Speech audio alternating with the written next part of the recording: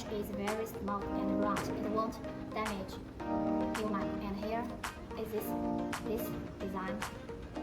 Here is the cable slot. This cable very it has grip here. Now it can't move. Just pull out and turn it. Yeah, it can move. And here is the handle, but it also can be stopped. Just pull it and this was the cable like this.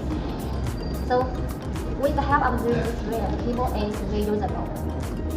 Now we will tell you how to use this rail when you pack it. This side is there, it can be connected to your equipment.